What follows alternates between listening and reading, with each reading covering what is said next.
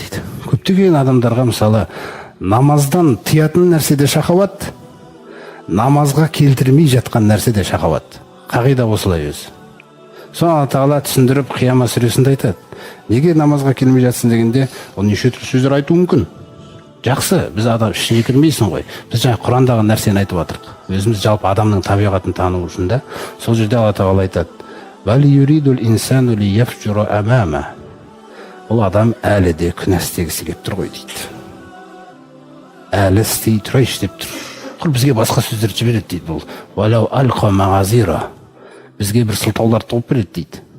Бірақ шындап келген кезде жаңағы күнәні әлі істей тұрайшы деген ниетпен келемей тұр дейді. Сондықтан адамды намазға келтірмейтін нәрседе белгілі бір нәрселерді құмартып жүруі деген нәрселер, мысалы, немесе намазды мысалы атқарусыз қалдырып қоюына да сол нәрселер себеп болады екен. Өйткені Алла Тағала аятта не деп жатыр? Кейін бір нашар буын келді, олар намазды жоғалтты дейді. Өйткені олар шахаваттарға еріп кетті. Алдыңғы буындардағы осы нәрселерді айтып келіп Алла Тағала Ниса сүресінде бізге мынандай нәрсені айтады.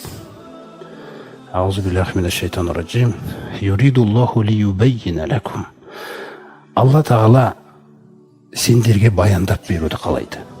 Бұрынғылардың жағдайларын айта келе, қайсысы жақсы жолда болған, қайсысы жаман жолда болған, жаман жолдағылар немен аяқталған, жақсы жолдағылар немен аяқталған. Осының барлық оқиғаларды айтқанда сендерге осыны баяндағысы келеді. Бір, сондай-ақ сендерден ілгеріде өткен жақсылардың жолдарымен жүргізгісі келеді дейді сендерді. Сол үшін Исмаилды айтады, сол үшін Идристі айтады, сол үшін Закарияны айтады, Мариямды айтады. Солардың жолына түсіру үшін, солардың өміріңе үлгі қылу үшін.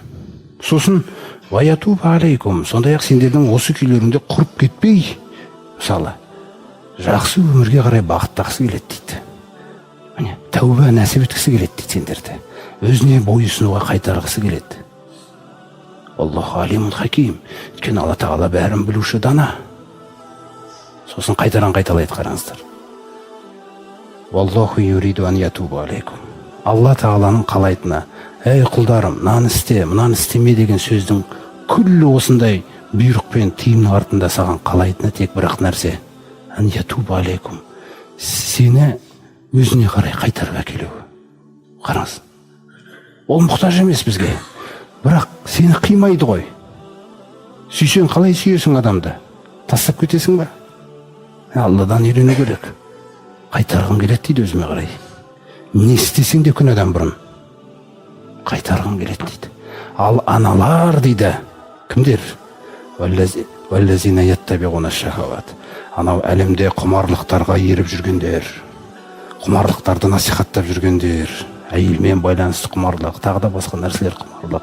Не ол бір кино арқылы насихаттала ма, не бір тағы басқа нәрселер арқылы насихаттала ма. Күллісінің мақсаты не деген кезде ар жақта әнтәмилу мәйлән азима, одан сайын күнәларға үйір болып кетулеріңді қалайды дейді. Қарыз, ашық айтып отыр Алла Тағала. Мәйлән азима, бізде мейл деген сөз бар ғой, мейлі дейді ғой. Одан сайын мейлдерің сол жаққа еңкейіп кетуін қалайды дейді олар. Олардың ішінде саған адал ешкім жоқ. Ал Алла Тағала сізге адал. Сондықтан өзіне қарай қайтарғысы келеді. Алла Тағала сендерге жеңілдеткісі келеді өмірлеріңді. Жаңағындай шахауаттардан бәрінен босатып, өзінің шеңберін қойып, сені жап-жақсы бір мұсылман қылғысы келеді. Өзінікі қылғысы келеді сені.